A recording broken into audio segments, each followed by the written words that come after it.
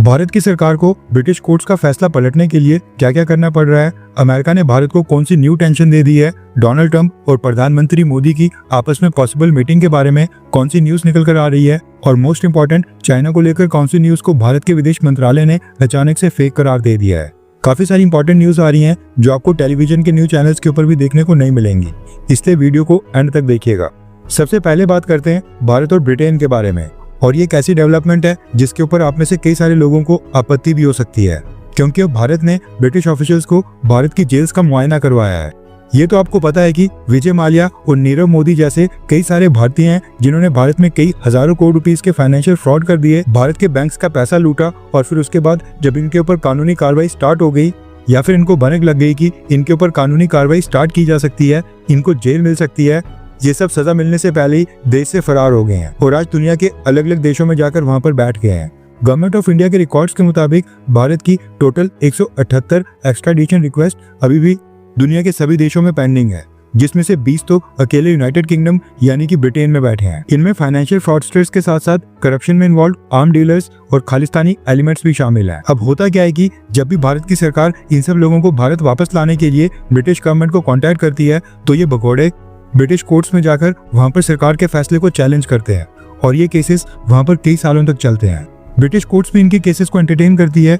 And अब इनका सबसे बड़ा आर्गुमेंट होता है कि भारत की प्रिजन कंडीशंस बिल्कुल भी ठीक नहीं है और यहाँ पर हम क्रिमिनल्स के राइट्स को बिल्कुल भी सुनिश्चित नहीं करते हैं। ब्रिटिश कोर्ट्स भी एज्यूम कर लेती हैं कि इन भगोड़ों को भारत में फुल और इंडिपेंडेंट जुडिशियल रिव्यू नहीं मिलेगा, या फिर इनके साथ स्ट्रिक्ट और इलीगल इंटेरोगेशन के मेथड्स को अपनाया जाएगा, या फिर इनको इनह्यूमन प्रिजन कंडीशंस में रखा जाएगा। बस यही कारण है कि 9,000 करोड़ रुपीस का फ्रॉड करने वाला विजय माल्या और 13,800 करोड़ रुपीस का फ्रॉड करने वाला नीरव मोदी आज भी ब्रिटेन में बिल्कुल खुलेआम घूम रहे हैं। अब जो ब्रिटिश कोर्ट की आपत्ति थी, इन्हीं को दूर करने के लिए भारत की सरकार ने ब्रिटेन की क्राउन प्रोसिक्यूशन सर्विस को भारत में इन्वाइट किया था और इंडियन जेल्स का दौरा करवाने का ऑफर दिया था, ताकि हम ये दिखा पाए कि ब्रिटेन अगर विजय माल्या और नीरव मोदी को भारत को सौंप देता है तो उनको भारत में क्या ट्रीटमेंट मिलेगा, उनको भारत में कौन सी जेल में रखा जाएगा और किस एरिया में रखा जाएगा, उनके साथ इंक्वायरी और इन्वेस्टिगेशन का क्या प्रोसीजर फॉलो किया जाएगा। रेफरेंस के लिए आपकी स्क्रीन के ऊपर आर्टिकल का स्क्रीनशॉट है। न्यूज निकल कर आ रही है कि ब्रिटेन ने भारत का ये ऑफर एक्सेप्ट कर लिया है और ब्रिटिश प्रोसिक्यूशन सर्विस के ऑफिशियल्स भारत के दौरे के ऊपर आ गए हैं और इनको दिल्ली की तिहाड़ जेल की इंस्पेक्शन करवाई गई है। ब्रिटेन से आई ये टीम, इसने न सिर्फ तिहाड़ जेल की इंस्पेक्शन की है बल्कि तिहाड़ जेल के कुछ कैदियों के साथ इंटरेक्शन करके उनसे पूछताछ की है और उनके साथ जेल एडमिनिस्ट्रेशन कैसा बर्ताव करता है उसके बारे में पूछताछ की है। न्यूज आ रही है कि भारत ने क्राउन प्रोसिक्यूशन सर्विस के जो ऑफिशियल्स भारत आए थे उनको ये भी ऑफर दिया है कि अगर ब्रिटेन को अभी भी कंडीशंस के ऊपर ऑब्जेक्शन है तो भारत हाई प्रोफाइल प्रिजनर्स के लिए तिहाड़ जेल के अंदर ही एक स्पेशल एनक्लेव बनाने के लिए भी रेडी है, जहां पर इनको इंटरनेशनल लेवल की फैसिलिटीज दी जाएंगी। अभी जो ब्रिटेन से क्राउन प्रोसिक्यूशन सर्विस की टीम इंस्पेक्शन के लिए भारत आई थी, ये वापस ब्रिटेन जाएगी और ब्रिटिश कोर्ट्स को एक रिपोर्ट सबमिट करेगी, जिसमें ब्रिटिश कोर्ट्स को बताया जाएगा कि भारत की जेल्स की कंडीशन कैसी है, और अगर ये ऑफिशियल्स तिहाड़ जेल की इंस्पेक्शन के ऊपर संतुष्टि जताते हैं एंड ग्रीन सिग्नल देते हैं तो पॉसिबिलिटी है कि ब्रिटिश कोर्ट्स विजय माल्या और नीरव मोदी जैसे सभी फ्रॉड्स की एक्स्ट्राडिशन रिक्वेस्ट अप्रूव करके इनको भारत को भेज सकती है। अब ये देखना काफी इंटरेस्टिंग होगा कि ये जो क्राउन प्रोसिक्यूशन सर्विस के ऑफिशियल्स ब्रिटेन से भारत आए थे, ये ब्रिटेन में जाकर ब्रिटिश कोर्ट्स में वहां पर क्या रिपोर्ट सबमिट करते हैं, क्योंकि ये तो 100% ऑब्वियस है कि जो फैसिलिटीज ब्रिटेन में वहां पर क्रिमिनल्स या फिर फाइनेंशियल फ्रॉड्स को मिलती है, सेम लेवल की फैसिलिटीज भारत मीट नहीं कर पाएगा। लेकिन जो भारत ने स्पेशल एनक्लेव बनाने का ऑफर दिया है उसको ब्रिटिश कोर्ट्स एक्सेप्ट करती हैं या फिर नहीं, वो देखना भी काफी इंटरेस्टिंग होगा। ब्रिटेन से क्या न्यूज निकल कर आती है, हम इस स्टोरी को पूरी तरह से ट्रैक करते रहेंगे। आपने अगर चैनल को सब्सक्राइब नहीं किया तो कर ले, और नीचे कमेंट करके बताएंगी क्या ब्रिटिश ऑफिशियल्स को भारत की जेल्स का मुआयना करवाना ये सही स्टेप है, हाँ या फिर ना।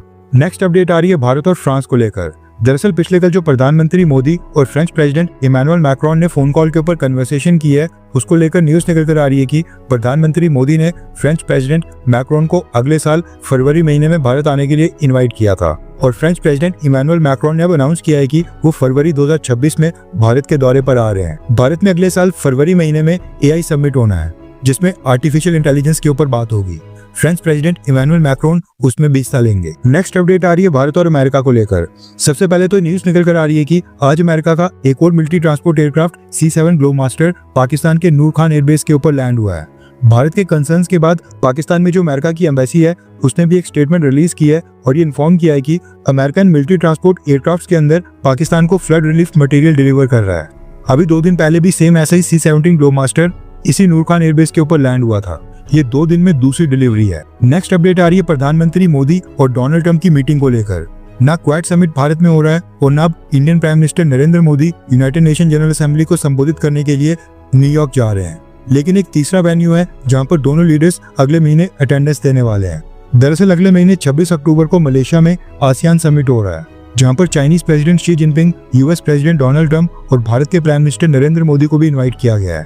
न्यूज निकल कर आ रही है कि डोनाल्ड ट्रंप ने आसियान समिट को अटेंड करने की कंफर्मेशन दे दी है, लेकिन चाइनीज प्रेसिडेंट शी जिनपिंग और भारत के प्राइम मिनिस्टर नरेंद्र मोदी ने अभी तक कंफर्मेशन नहीं दी है कि क्या ये दोनों लीडर्स आसियान समिट को अटेंड करने के लिए मलेशिया जाएंगे या फिर नहीं। लेकिन अगर प्रधानमंत्री मोदी मलेशिया जाते हैं तो ट्रंप और मोदी के बीच साइडलाइंस के ऊपर एक मीटिंग के काफी स्ट्रॉन्ग चांसेस बन रहे हैं। अमेरिका से न्यूज निकल कर आ रही है कि आसियान समिट की साइडलाइंस के ऊपर डोनाल्ड ट्रंप और चाइनीज प्रेसिडेंट शी जिनपिंग की भी एक मीटिंग करवाने की कोशिश की जा रही है, जिसके ऊपर चाइना से कंफर्मेशन आना भी बाकी है। अब इंटरेस्टिंग बात यह है कि डोनाल्ड ट्रंप आसियान समिट को अटेंड करने के लिए मलेशिया तो आ रहे हैं, लेकिन G20 समिट जहां पर सभी मेजर वेस्टर्न कंट्रीज शामिल होने वाली हैं, उसको डोनाल्ड ट्रंप ने अटेंड करने से इनकार कर दिया है।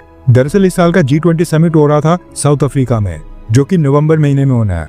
एंड इसको लेकर डोनाल्ड ट्रंप ने अनाउंस किया है कि वो वाइस प्रेसिडेंट JD वांस को भेज रहे हैं, यानी कि खुद नहीं जाएंगे। कहने का मतलब है कि अगर आसियान समिट में प्रधानमंत्री मोदी और ट्रंप की मीटिंग नहीं होती है तो प्रधानमंत्री मोदी जब G20 के लिए साउथ अफ्रीका जाएंगे तो वहां पर तो मीटिंग होना बिल्कुल भी पॉसिबल नहीं है। और वहां पर हो सकता है कि प्रधानमंत्री मोदी अमेरिका के वाइस प्रेसिडेंट JD वांस के साथ मीटिंग कर लें। नेक्स्ट अपडेट आ रही है भारत और चाइना को लेकर। रेफरेंस के लिए आपकी स्क्रीन के ऊपर आर्टिकल का स्क्रीनशॉट है। आपको याद होगा कुछ दिन पहले एक न्यूज काफी भारत में वायरल हो रही थी, जिसमें क्लेम किया गया था कि कुछ महीने पहले मार्च महीने में चाइनीज प्रेसिडेंट शी जिनपिंग ने भारत की प्रेसिडेंट द्रौपदी मुर्मू मैम को एंड भारत सरकार को एक सीक्रेट लेटर भेजा था और अमेरिका की अप्रोच और अमेरिका की डील्स के ऊपर चिंता जताते हुए दोनों देशों के रिलेशंस को मजबूत करने की मांग की थी, जिसके बाद से भारत और चाइना के रिलेशंस वापस से मजबूत होना स्टार्ट हो गए थे। न सिर्फ इंडियन बल्कि ब्लूमबर्ग और कई सारे इंटरनेशनल न्यूज चैनल्स ने भी इस सीक्रेट लेटर के बारे में रिपोर्ट किया था। लेकिन अब भारत के विदेश मंत्रालय ने बताया कि भारत और चाइना के बीच सीक्रेट लेटर की जो स्टोरी मीडिया में सर्कुलेट कर रही थी वो बिल्कुल इनकरेक्ट है। हम कंफर्म करते हैं कि सीक्रेट लेटर वाली खबर पूरी तरह से गलत है। अब सोचने वाली बात यह है कि भारत के विदेश मंत्रालय ने सीक्रेट लेटर वाली न्यूज का खंडन किया है लगभग 2 हफ्ते बीत जाने के बाद, जबकि ये न्यूज आई थी SCO समिट से पहले ये स्टोरी भारत से अमेरिका हर जगह पब्लिश हुई, SCO समिट भी हो गया और ये न्यूज जब पूरी तरह से बैठ गई, अब बताया जा रहा है कि ये न्यूज पूरी तरह से गलत थी और ऐसा कोई भी सीक्रेट लेटर चाइना ने भारत को नहीं भेजा था। नेक्स्ट अपडेट आ रही है GST रिफॉर्म्स को लेकर। रेफरेंस के लिए आपकी स्क्रीन के ऊपर आर्टिकल का स्क्रीनशॉट है। दरअसल SBI ने GST रिफॉर्म्स के ऊपर एक रिसर्च करके एक रिपोर्ट रिलीज की है, जिसमें स्टेट बैंक ऑफ इंडिया ने बताया कि GST रिफॉर्म्स और आइटम्स के ऊपर GST कम ज्यादा करने से भारत सरकार को बहुत ही मिनिमल यानी कि सालाना 3,700 करोड़ रुपीस का नुकसान होगा। भारत सरकार का एस्टिमेट था कि सरकार को 48,000 करोड़ रुपए का नुकसान होगा, लेकिन SBI ने क्लेम किया है कि इतना नुकसान नहीं होगा और बहुत ही मिनिमल यानी कि 3,700 करोड़ रुपीस के नुकसान होगा, जो कि भारत सरकार की पर डे की GST कलेक्शन से भी कम है।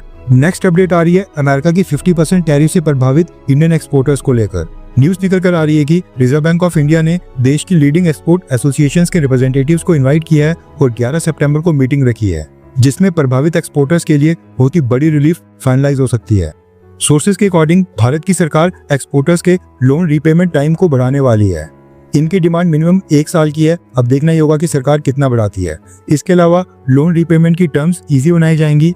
लोन रीपेमेंट डिले के ऊपर लगने वाली एक्स्ट्रा पेनल्टी को वेव ऑफ किया जा सकता है। एक्सपोर्टर्स के लिए सॉवरेन गारंटी स्कीम अनाउंस करने की भी बात हो रही है और नॉन परफॉर्मिंग एसेट्स डिक्लेयर करने की अवधि को 6 महीने एक्सटेंड करने का विचार किया जा रहा है। इस मीटिंग में यूएस टैरिफ से प्रभावित एक्सपोर्टर्स RBI को अपनी परेशानियां बताएंगे और उनका सॉल्यूशन निकालने के ऊपर चर्चा होगी। $50 बिलियन के एक्सपोर्टर्स डोनाल्ड ट्रंप के टैरिफ के कारण प्रभावित होने वाले हैं, इसलिए निर्मला सीतारमण RBI के साथ खुद इन्वॉल्व होकर एक्सपोर्टर्स के कंसर्न्स एड्रेस कर रही हैं।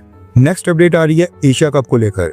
इंडियन क्रिकेट टीम की न्यू किट रिलीज हो गई है और जैसा कि डर था ड्रीम 11 के जर्सी स्पॉन्सरशिप से विड्रॉ करने के बाद अब न्यूज निकल कर आ रही है कि BCCI को टीम इंडिया के लिए जर्सी स्पॉन्सर्स नहीं मिल रहे हैं। एंड ऐसा 23 साल में पहली बार हुआ है, जिसके चलते एशिया कप में अब टीम इंडिया बिना किसी स्पॉन्सर्स नेम के अपने सभी मैचेस को खेलेगी। इसके अलावा न्यूज निकल कर आ रही है कि भारत के national security adviser Ajit Doval sir ने ईरान की सुप्रीम नेशनल सिक्योरिटी काउंसिल के सेक्रेटरी अली लारीजानी के साथ फोन कॉल के ऊपर चर्चा की है और चाबहार पोर्ट सिक्योरिटी और बायलैटरल टाइज को मजबूत करने के ऊपर बात की है।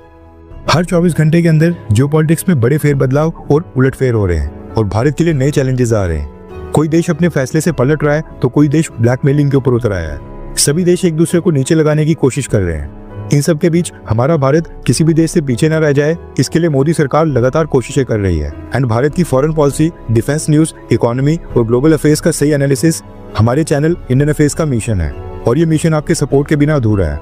इंडियन अफेयर्स हिंदी के ऊपर हम सभी फैक्ट्स और डेटा बिल्कुल सरल भाषा में एनालाइज करते हैं, बिना किसी एजेंडा के।